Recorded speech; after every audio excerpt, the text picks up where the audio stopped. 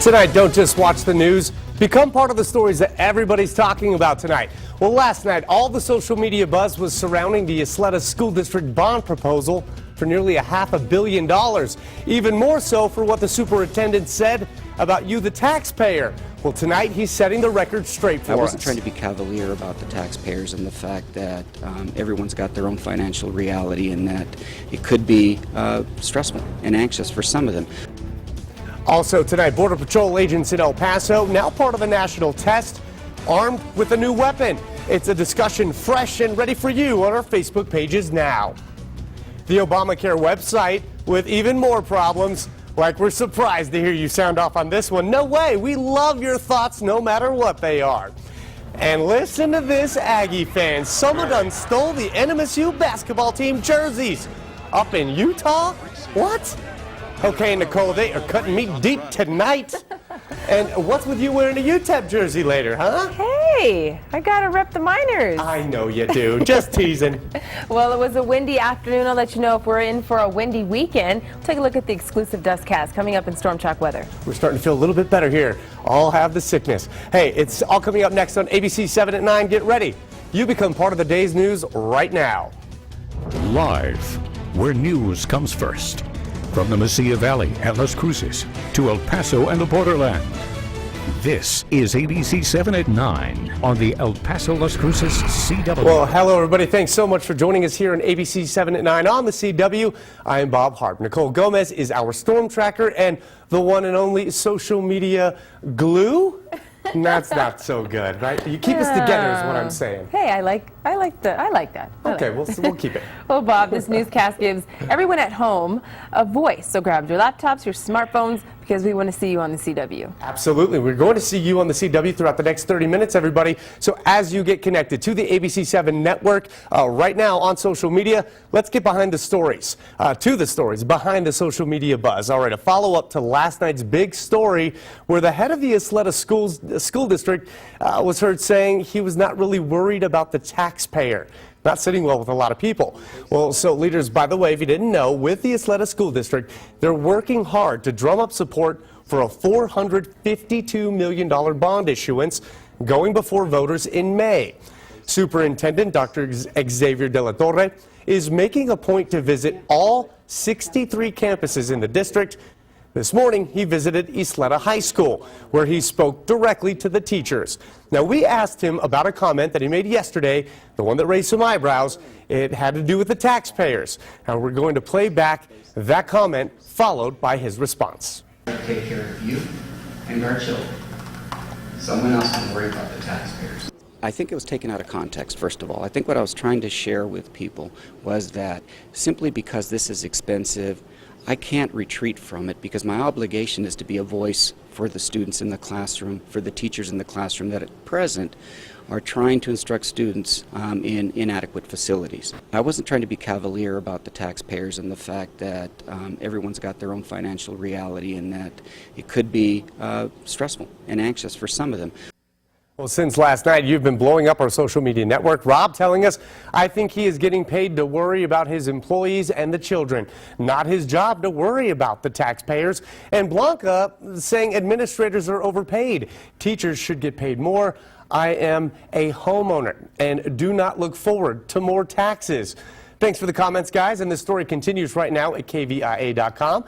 To read the district's full proposal and find out how the money would be spent in your area if you live in that district, just click on the story on our homepage. You'll also find that pretty helpful property tax calculator if you'd like to do the math yourself. And, of course, join us on Facebook right now for the ongoing discussions. There are 3 months until officials voted into position by El Pasoans regain control of the El Paso Independent School District. Now remember, the state took over after that massive cheating scandal 2 years ago. Board of Managers President Dee Margo says new trustees will take control after the next election is finalized. The state delegation even sent a letter to the head of the Texas Education Agency today, suggesting to hold off on making any big decisions until then, so elected officials can decide the fate of EPISD. Big decisions are on the horizon, like closing or consolidating schools throughout that district. Already 53 shares on this story that we just posted a little while ago. U.S. Border Patrol agents, they are now wearing body cameras, and that includes some here in El Paso.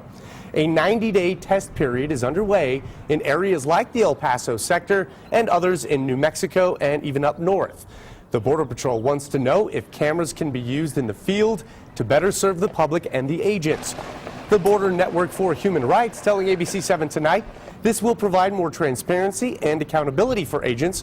So what do you think? It's a fresh discussion just getting underway tonight. Even B telling us on our See You on the CW page, yes, there should be more protection around our borders. It's getting ridiculously out of control. Thanks, B. Hey, a convicted rapist is now wanted here in El Paso. Frank Munoz Fernandez, he was released from prison earlier this month and has not registered as a sex offender as required by law. The sheriff's office says he took off his tracking device even. So take a look at your screen. If you see this man, you're asked to call authorities immediately. 40-year-old Ruben Armijo and 21-year-old Enrique Narrios, they are charged with trying to rob a Sonic restaurant up in Las Cruces. Now, police there saying the men used a car to block in one of the restaurant employees. Police say Narrios had a tire iron and allegedly told the employee to hand over the deposit bags. When she said she didn't have them, though, the two reportedly just drove off. Narrios, though, apparently used to work at that Sonic, and Armijo used to date an employee there, according to Las Cruces police. An armed robbery suspect still on the loose in El Paso. Police saying the man that you see on your screen walked into the Boost Mobile on the 5300 block of Doniphan, took out a gun and demanded money. The man covered up his face and his head with the hood of a blue sweatshirt. Now, he's being described only as an Hispanic man in his late 20s or early 30s. If you happen to know who that is, you're asked to call police. And a record-shattering cold making for a dangerous day across about half of the country. The video makes you shiver. At least 70 cities hit record low temps today from Indiana to Florida. It's cold and dangerous there with freezing roads down in Atlanta and roofs collapsing all over the place in Massachusetts, including a farm where rescue workers worked for hours trying to free horses that were stuck underneath all that rubble. All right, we have a lot to cover tonight, story-wise, but speaking of that weather, much nicer here in the borderland, Nicole. Absolutely. A little windy this afternoon, but for the most part, no complaints about today's forecast. Let's take a look at the temperatures and talk about what we are currently seeing out there right now, courtesy of our WeatherNet sites. Not too bad out there. Notice we're at 63 just outside of the studio, 66 Mattress Firm. Notice the west side of town, winds aren't too bad, but the winds are much stronger on the east side of town. Notice the Tech H2O Center. We have winds around 19 miles per hour, and at the Greater El Paso landfill by Clint, winds still kicking up around 27 miles per hour. Now our clouds and radar picture here.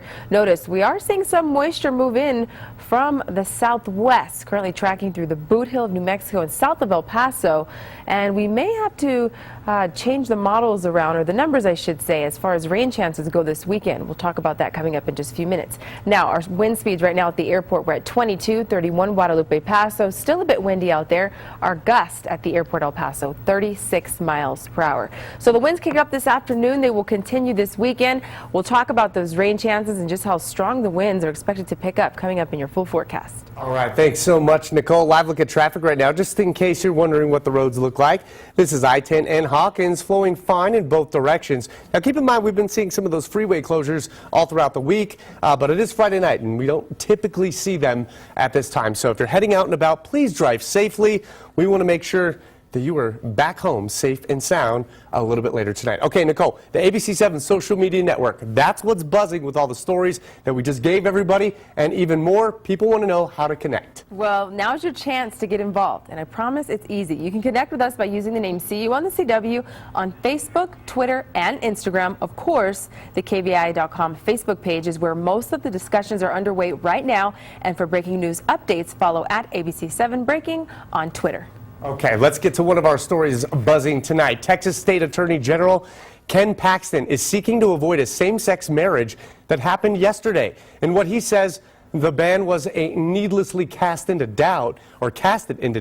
Now, this came after Suzanne Bryant and Sarah Goodfriend said I do through a state's district judge approval for a one-time court order for medical reasons. Now, the state Supreme Court agreed to block any further gay marriage attempts, but did not rule on the Bryant and Goodfriend case. People are still wondering right now what's going to happen, and they're still telling us about it right now on social media. And P commenting, Texas is making a step in the right direction. It is 2015. The times are changing. Texas should follow. But Ruben disapproves and comments, disgusting. Victor says, barf. Some harsh comments there. And Monterey telling us, hey, Christians, don't forget other marriage rules from the Bible. So, bowing to pressure, the Obama administration is extending Obamacare enrollment for those who learn they owe a penalty for being uninsured in 2014. Officials also acknowledged today that some 800,000 Obamacare enrollees received incorrect information on the 1095A tax form, the one that was sent by the Federal Exchange, healthcare.gov. Some enrollees were mistakenly told they received too large a subsidy, while others were told their subsidy was too small. So this was a no-brainer, putting this one on the show tonight, because within just a few minutes of posting this online, Nichole, people were blowing this one up. Yeah, Joe telling us on our Facebook page, yes, that's crazy. Obamacare only makes insurance companies richer. Denise expresses, oh my God, what a headache. Just pay the penalty. And Aaron saying that isn't surprising at all. And Stacy rounding it out with this, oh, what a mess. Hopefully things will smooth out by next year.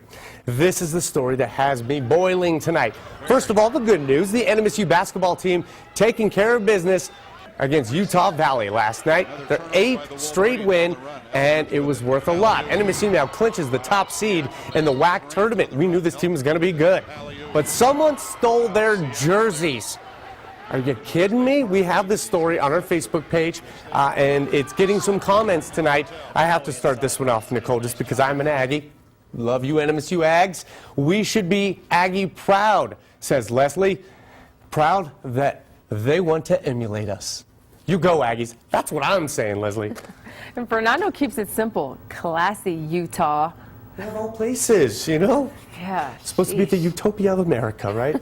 Hey, well, speaking of jerseys, get ready because Saturday night is Noche Latina night. That's over at the Don Haskins Center. Yeah, it's going to be a night filled with basketball, mariachi music, and even folklorico dancing. UTEP players are also joining in the festivities by wearing Mineros jerseys. The game is tomorrow, and Los Mineros de UTEP will be playing against UTSA. Is this the same one you were wearing in that picture that we have of you? How did you get that? I don't know. Someone just dropped it off. The Jersey Ferry just kind of flew in here. Hey, look at that. Are you really spinning that ball? Are you that good? Yes, I'm not good, but notice how the ball is about to fall off my finger. And you're that modest too, right? Look at them legs, Nichole. Hey, awesome. Hey, but everybody go out and support the Miners. Bobby already saying he's impressed with this, Nichole. Oh, he says, wow, that jersey's never looked sexier. Wow, why did you make me read that? Because I'd make you blush. Manolo asks, isn't every night Noche Latina in El Paso? Okay, well, Brian agreeing, might as well wear that the rest of the season, LOL. And Jay jokes, El Paso is Juarez Heights. That one I'm not sure of. I had to put that in because, what do you mean, Jay?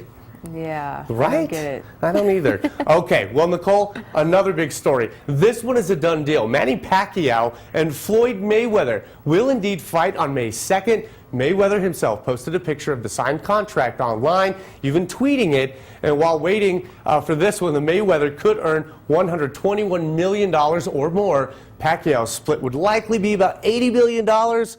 The memes you were sharing with us tonight, hilarious. We'll get to those in just a bit. Plus, sitting there was very exciting, surrounded by all these accomplished people. And I could see Goldie Hawn was right in front of me. yeah, did you know this Mesilla, New Mexico man was nominated for an Oscar? And he's got a pretty cool story to tell us as we approach the 87th annual Oscars. Plus, we're going to tell you how you can win some cool prizes for all you movie buffs out there. And here's a hint, you got to use social media, Nichole. We are in for a windy weekend, but am I tracking any rain this weekend? I'll have that answer coming up in Storm Track Weather. Such a tease with that one. That's the point of it. This is ABC 7 at 9 on the CW, where you don't just watch the news, you are the news. We'll be right back.